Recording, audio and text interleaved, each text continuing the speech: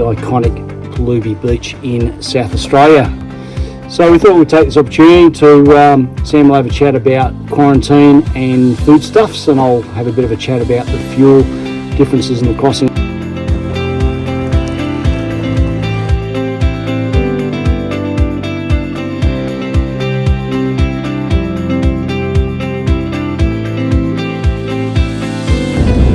Welcome to Victoria.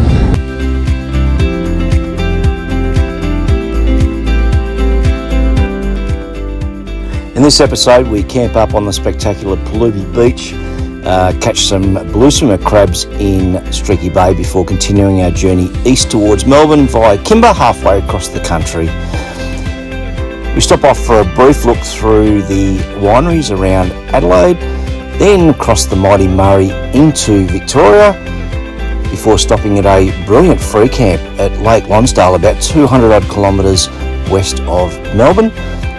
Stopping at a friend's place to check out their spectacular man cave and then into Melbourne. Thanks for watching, guys. Let's get into it.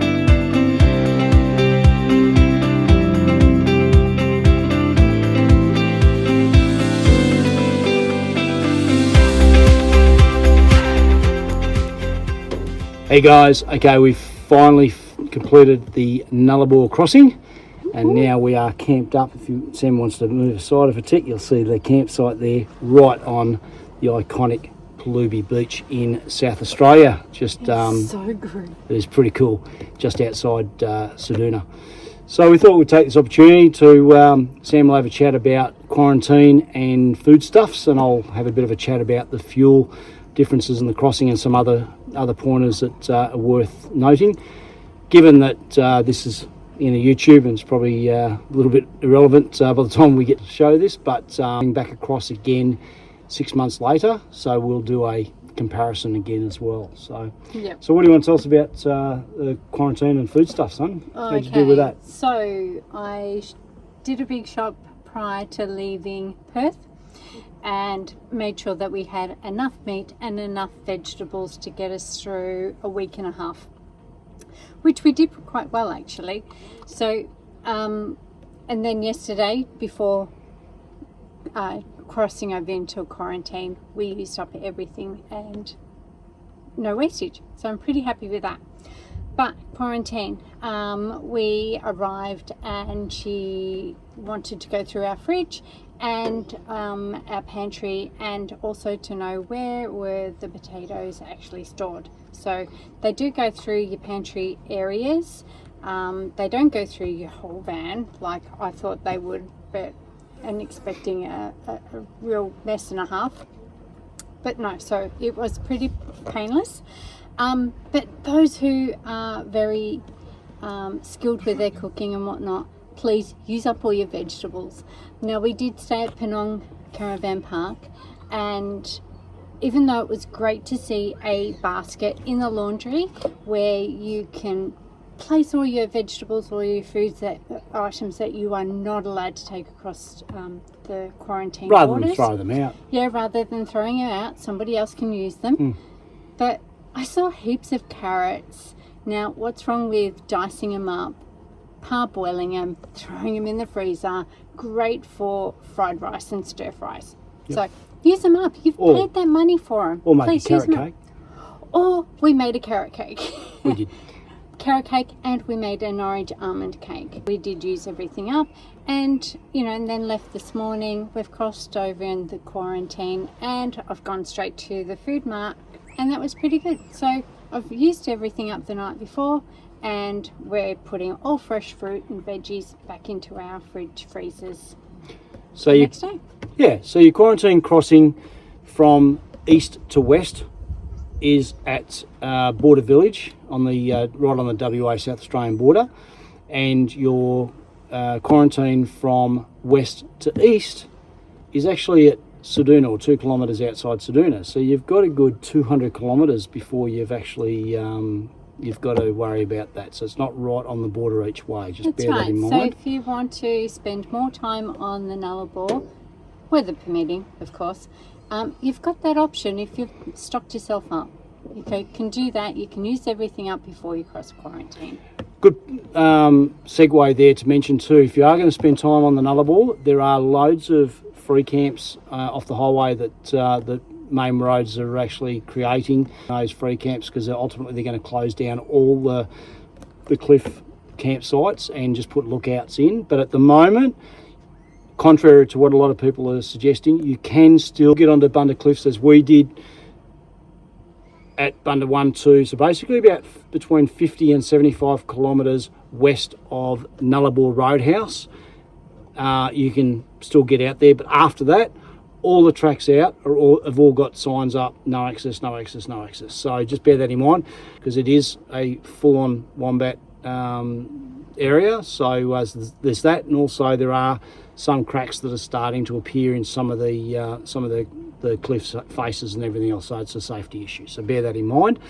Once you get to about 20 k's east of the border village, there is a free camp there as well, which then gives you access down to the beach, and that there's lots of other great spots along the Nullarbor, Which we would have loved to have done. but we copped 100 mils of rain as we were coming across. But like I said, we are coming back through again in November, so we'll get hopefully get to the ones that we wanted to. Yeah. Weather's a whole lot better, and we can definitely explore the whole of the Nullarbor. So. And we'll do a comparison with fuel numbers and things like that. But I just want to give you an idea. I've actually got notes here that I took. So basically what we did is we pulled into every roadhouse just to get the prices. Not that I needed to get fuel or anything, but give you an idea. Norseman at $2.17 a litre. This is diesel, so unleaded petrol is a little bit more expensive. Only 140 k's down the road at Balladonia is $2.45. So you got 30 cents a litre difference. Pretty much similar at Kaiguna. Cockabiddy then was $2.80. So all of a sudden, you between Norseman and Cockabiddy, which is only a distance of about roughly 400 k's or 350 k's, you're up about 60 odd cents a litre. And if you're filling 100 litres or even 211 litres like we do, that 60 cents makes a massive difference. Probably the biggest issue that we noticed was Eucla Roadhouse was $2.52, and 13 kilometres down the road at Border Village at the actual border, 13 kilometres, it was $2.96. I think it was $2.92. So you're talking 40 cents difference over 13 kilometres. So again, something to be aware of. The other thing we noticed too is that at Nullarbor Roadhouse, which is the iconic roadhouse that everybody stops at for the photos of the old Nullarbor Roadhouse and the old pump. The old touristy thing. The old touristy thing. And they charge you $2.96 for fuel, and there were loads of people fueling up there. Yet just down the road, particularly if you're going from west to east, just down the road, when I say just down the road, talking 150 k's later, $1.99. So you're talking nearly $1 a litre difference. So just be aware, and hopefully that little bit of awareness will help people. Like I said, we'll do the same exercise again in November. So plan your fuel stops because they are very, very drastically different. Very vast. All right, guys, we've got a couple of days here on Perlubie Beach before we then go a whole 25 kilometres further around to Streaky Bay, and then we'll sort of make our way back inland again and make our way to Adelaide. We are, as you know, we're making our way back to Melbourne only briefly before we continue our adventures. But for the moment, guys, cheers.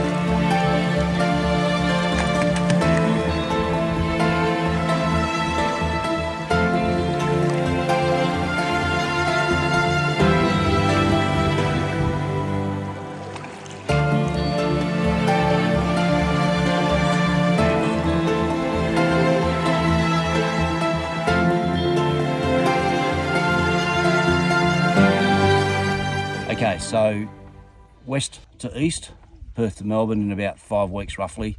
We've crossed the Nullarbor now, so we'll show you where we've gone to so far. So we started in Perth. We made our way across to Hyden, that's where we saw the wave rock. We went down to Hopetoun for a bit of a break. And then we basically followed this path. Stopped in at the grass patch where we did the grain harvest briefly. And then we started crossing the Nullarbor. So from Norseman, this particular day here we had about 100 mil of rain drop on us, so there's a lot of places that we wanted to stop at, we couldn't.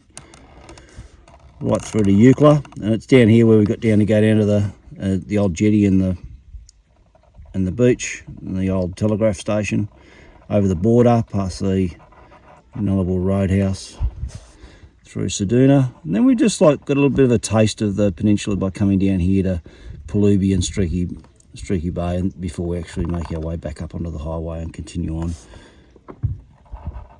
And we'll continue on through Kimba and make our way down to Adelaide. Do you want to just show them where we stopped on the Nullarbor? Yeah, okay. So our first night stop was just near Balladonia. That was Newman Rocks. Then our second night, then we were on the Bunda Cliffs. So we're around about here for about 3 nights. And then we had a couple of nights at Penong, which is just there. So the Penong's just there. We actually took that opportunity to duck down to Lake McDonald and Cactus Beach, Point Sinclair. So we had a couple of nights there. So basically we had a night there, 3 nights there, couple of nights there, and then we're down on Perlubie Beach where we had 3 nights before we go to Streaky Bay for 4 nights, which we're leaving for today. And then from there we'll head up we'll have a couple of nights at Kimba before we come down to spend some time with friends down in south of Adelaide. Oh, where is it? Down there. Down there. So we'll make our way down there.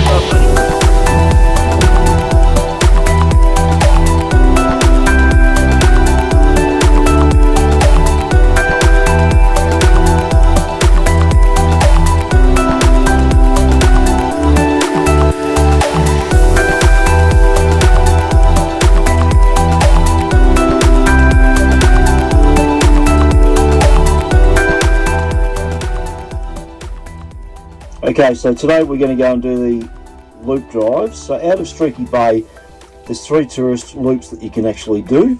So the first one takes you up around Cape Bower. They call that one the Cape Bower Loop Drive. Then you got this one down, they call the Westall Way Loop Drive, and then the bigger one, which comes down around through here, and they call that one the Point Labatt Sea Line Drive. So this you come down to the to Cape Blanche. You can actually come down into Beard Bay as well and have a bit of a look. So we're going to try and do all 3 of those today. So we'll see how we go.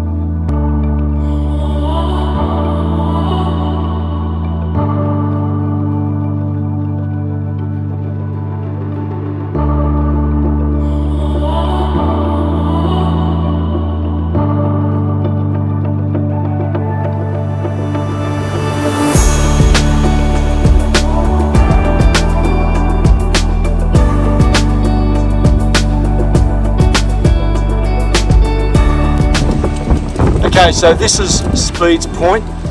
It's part of one of the loop drives just outside Streaky Bay. We stopped up here for lunch. See Sammy in there behind me. Give us a wave, Sammy. She's not feeling too crash up today. She didn't sleep too well last night. So she's making up some lunch. We've got the kettle going using the mid-alloy canopy. But look at that for a view. How pretty is that? Just swing around. Yeah, that's lovely. Now, just over the back there is there's a small camp area. It's about $10 per night per vehicle, but there's only 5 or 6 sites in there, so it's first in, best dressed. But that looks pretty smick as well. But on a day like today, you can't get much better than that view to stop in for some lunch.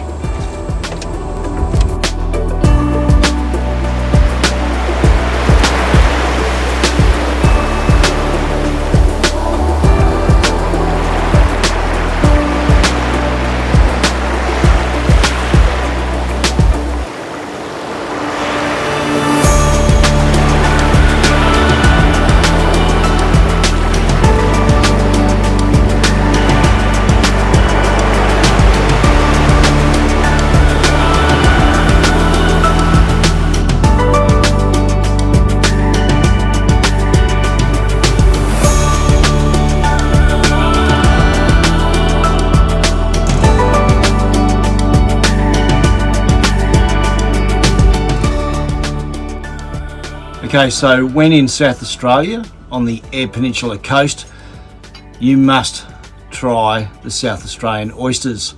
So we're in Streaky Bay and we've gone to Evans, which is just out of town. $14 for a dozen unshucked. So you can see Sammy in the background there having a crack at shucking them. One down, 35 to go of our 3 dozen, but look at the size of it. What calls that? So, oh, there's 2 done. So, yeah, 34 to go. Again, the size of that. We've got some blue swimmer crabs as well. So, it looks like we're having a bit of a seafood dinner tonight.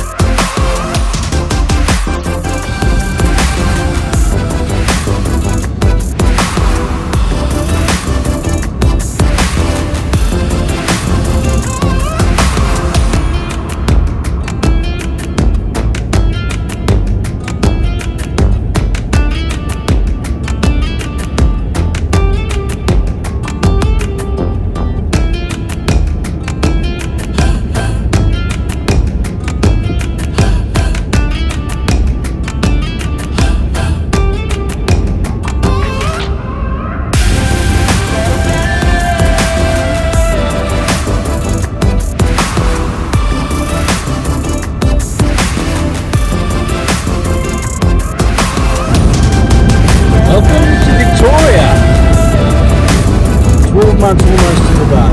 We're back.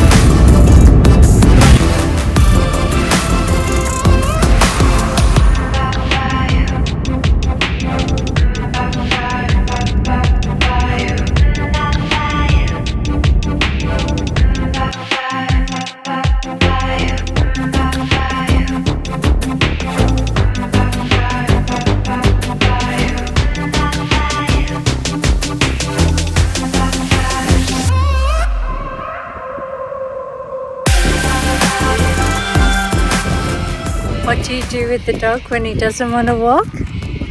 Rusty? Cheeky bugger. So some kids have to be carried on backpacks. This is our kid.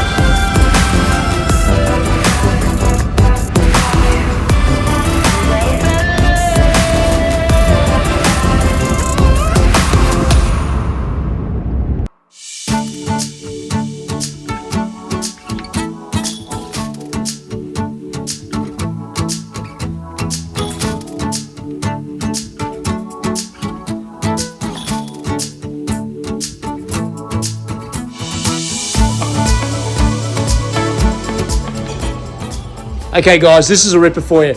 I'm already a couple of drinks under the weather, so we'll see how we go with it. But one of our followers reached out to us and invited us to come and stay as we're passing through into Melbourne.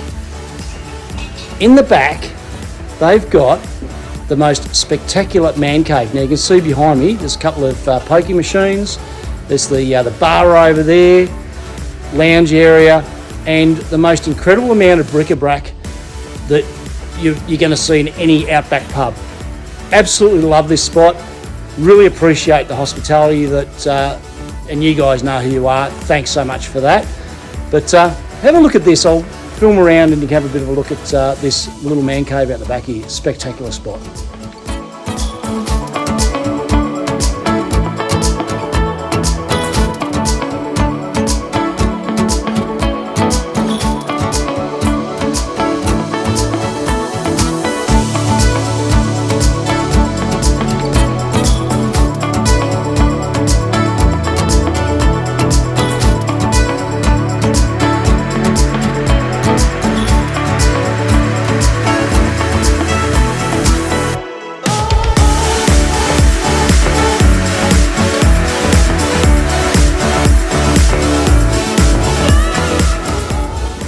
Now here's something else that's really cool. So all these labelled bottles behind me, none of them actually have in them what the label is commercially, but they do have that particular fluid. So for instance, Jim Beam has got Jim Beam bourbon in it, but it's all home brewed. How cool is that? And I think I might grab myself one now.